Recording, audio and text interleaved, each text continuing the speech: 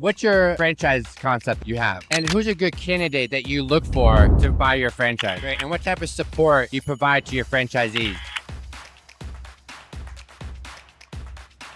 All right, so I'm here with a great founder, great entrepreneur. Introduce yourself. My name is Sanjay Gehani. Great. And what's your franchise concept you have? We have a preschool concept called Building Kidz. Tell me more about what you guys do and how you guys different in the market compared to other brands. Hey, we're the lowest initial investment, most flexible business model. We're the highest rate of return, highly differentiable product that's completely focused on improving the lives of children, not only at our schools, but also through our nonprofit Building Futures worldwide, where we dedicate 25% of our profits to helping underprivileged children. So, to have a platform like this and along with you to be able to share that message is really, it's a blessing. And I have a tremendous amount of respect to not only the gentleman behind the camera, the man in front of it. Just from an investment point of view, investing in a school with kids, that's a very sticky, reoccurring, long life client. And talk a little bit more about why is that a good investment from an investor perspective. And I think if you're interested in a $10 million valuation in 8 years, let's have a conversation. There's a direct path to that. And you could do great things for your community. So I want to live in the quadrant of generational wealth and doing great things for my community. Those things do not have to go against each other. They don't have to be in conflict with each other. They can absolutely coexist in harmony. I want to prove that. That's my theory. And I want to get more people to come on this journey with me. I'm doing it every year. And how many locations do you have? We've got 48 campuses, 8 are company owned between the partnerships that we have. We're in 8 states. We've signed 82 agreements with 59 different people, unique individuals that have decided to join this journey with us. We want to expand across America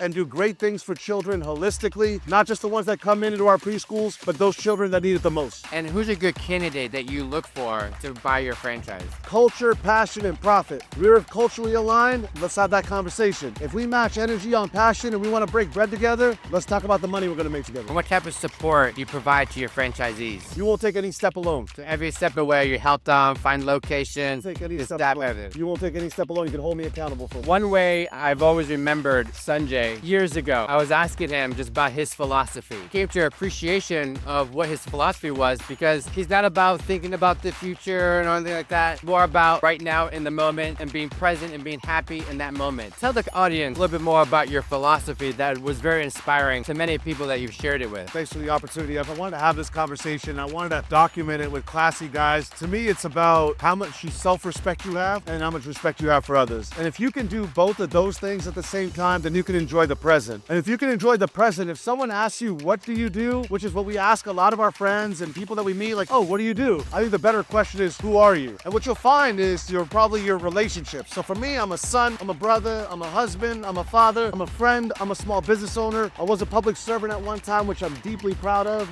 but at the end of the day, you know where you stand. And so if you stand for something, you won't fall for everything. Just don't fall for everything. Pick some stuff that you're not gonna fall for and stand for that. And that's what your platform is. And so I think there's a lot of benefits to being authentic. And the only way to be authentic is to stay in the present and trust those around you to see what you think you're putting out. Yeah, and I think just in life in general, we're always evolving. Our philosophy maybe 30 years ago versus where it is today may be totally different. Tell me about your journey. How did you become the person you are today and what led to that? Sure. No, I appreciate you asking that.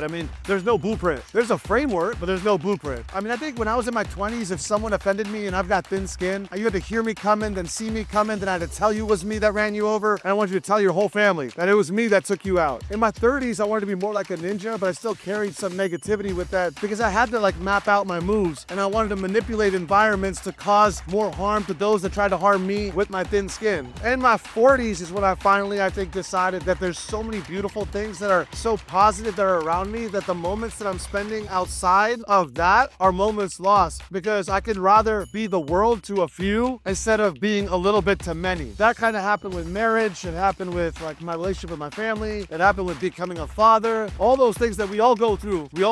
But if you actually learn from those lessons, it does change your philosophy. And I'm much more respectful and humble today than I was at 24, 49 years old next month. For me, it's really about how can you continue to evolve and then share that with younger and younger people so that if they buy into it, they evolve sooner. I love that. And I also think the way to evolve is I've always believed is you have to be a seeker of truth. A seeker of truth is prepared to explore things outside of their atmosphere. And you have to be willing to explore of something that may be alienated to you. Absolutely. Versus just inheriting everything that you've been always led to believe. And being a seeker of truth is you have to be willing to explore, you have to have an open mind, and you have to now be a seeker of learning and understanding different perspectives. Now, do diligencing of what your path, your North Star to the better version of yourself. And what's gonna give you that tailwind of being able to do that. Active listening helps. Just stop talking. And talk to people you respect and then just listen to them. Just ask them a question, listen to them, you trust them. Especially guys like you two. You're so authentic, dude, so honest, dude, so consistent. From the first time we met, I knew that I was like, oh, dude, this life's just repeat. They're already ahead of it. Philosophically, spiritually, at a young age, so far ahead that it's just like, you already got there. And I'll always support that, always nurture it. Yeah. I'll endorse it. We naturally just Send me connected. a pro, yeah.